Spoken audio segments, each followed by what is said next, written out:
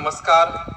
साधारण मला वाटते 4 ते 5 वर्षात सगळ्यांना म्हणजे लहान मुलांपर्यंत आता माझं नाव सगळ्यांना माहीत असणार. कसं सारखं म्हणजे 3 ते 4 दिवसात तुमच्या गल्लीत मी सारखं दिसल्यामुळं कोण तर अभिषेक डोंगळे म्हणून सारखं कोण ना कोण तरी येते, कुणाच्या तर दुःखात किंवा सुखात किंवा कुठेही सदस्य भेट द्यायला तुमच्या आपल्या जिल्हा परिषदेच्या सगळ्या गावात म्हणजे 10 दिवसाला त्या गावात आहे. ह्या पद्धतीनं आपण मी सारखं सातत्यानं 4 वर्ष झालं येत आहे. का येत होतो तर तुमचे सगळ्यांचे प्रश्न हे समजून घ्यायचे होते मला, की तुम्ही जिथं राहता तिथं काय अडचणी होत्या, तिथं काय गरज आहे. ह्या पद्धतीनं मी तिथं सारखं माहिती घेत होतो की कुठं काय त्रास लागते. मग आज कांबळवाडीचं आपल्याला सगळ्यांना माहिती आहे, ते गटरचा चालू आहे पहिला मेन रोडला. तिथं कशा पद्धतीनं जुन्या पद्धतीचे थोडंफार जागा केवढी लागते, अशा पद्धतीनं तुमचं आपलं जे शेतकरी आहे त्यांची काय अडचण असतात. ऊसला किती दिवस लागते बिल याला, दुधाचं किती महत्व आहे. आणि आज जसं आमचे साहेब म्हणतात की गोकुळ हे निवळ महिलांमुळे चालू आहे. आज महिला शक्तीमुळेच आपलं अखंड गोकुळ चालू आहे. कसं सकाळी उठल्यापासून संध्याकाळीपर्यंत महिलाच जे कष्ट करते, हे कोणी पुरुष वैरण सोडलं तर कष्ट करू शकत नाही, एवढं आपण कष्ट करतो. म्हणून आम्ही विचार काय केला, साधारण आपले इथं वयस्कर लोक आहे जे 70 वर्षाचे 60 वर्षाचे लोक आहेत, त्यांनी अजून सुद्धा अक्कलकोट पंढरपूरचं दर्शन झालं नाही, अशी सुद्धा परिस्थिती आहे की आपल्या महिलांना. म्हणून या सगळ्यांना अमृता दीदीने म्हणलं की आपण एकदा, माझी इच्छा आहे की सगळ्यांना आपल्या जिल्हा परिषदेच्या महिलांना आपण संधी देऊ की त्यांना पंढरपूर अक्कलकोटला एकदा दर्शन घेऊन राहू.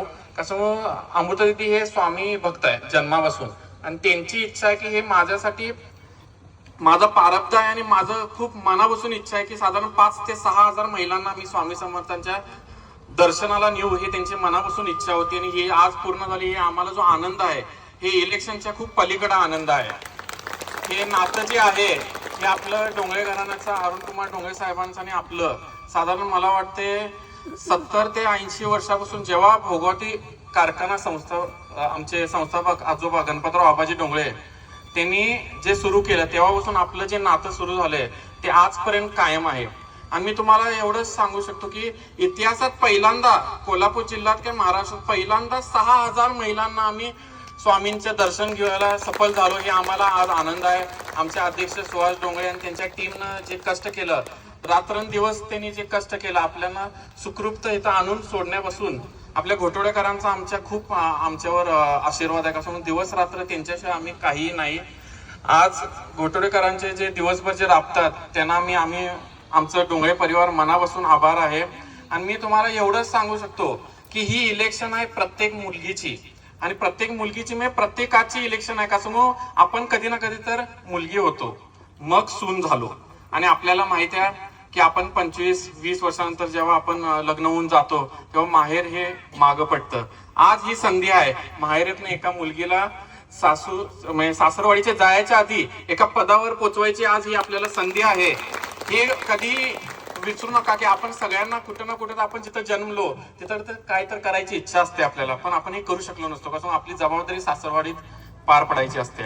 आपल्या वडिलांचं औषध घेतलं काय हे आपल्याला काळजी असते, पण पहिला सासऱ्याची औषध द्यायची आपलं धर्म असते, हे आपण पाळतोय. भावाची आपल्याला काळजी असते, पण पहिला नवरा जेवला काय आपल्याला बघायची इच्छा असते. ह्यात आपण आपल्या संसारात आपण अडकलो असतो. आणि या संसारातनं आपल्या सर्वांना ही संधी आहे की जेव्हा आपण स्वतः मुलगी असताना जे करायची इच्छा आहे ती अमृता दीदी आज करू शकते. की लग्नाच्या आधी माहेरातनं निवडून आणण्याची जबाबदारी तुमची आणि मोठ्या पदावर पोचवायची तुमची. कारण सर्वांच्या मनात कुठं ना कुठं तर आपण एक मुलगी आहे जी आपल्या गावाकडं काय ना काय तर करायची जी इच्छा आहे, जे आपलं मन आहे ते किती पण म्हणला सासरवाडीत आपलं धर्म आणि कर्म आपण करतो, पण आपलं मन हे माहेरीच अडकलं जाते. आणि त्याचं उत्तर आज आपण जिल्हा परिषद अमृतेनं खूप चांगल्या मतानं निवडून देऊन, आणि एक भावाची कळकळीनं इच्छा आहे की त्याची बहीण या पदावर जावं. कसं नारी शक्तीला पुढं करायचं ही माझं एकमेव संधी आहे की 4 वर्ष मी जे राबलो ते मी माझ्या बहिणीला देऊ शकतो. या पद्धतीनं आपल्या सर्वांचा मदत पाहिजे एवढं मी सांगतो. जय हिंद, जय महाराष्ट्र. धन्यवाद अभिषेक दादा. तुमच्या सगळ्यावर विश्वास ठेवून तुम्ही सगळ्या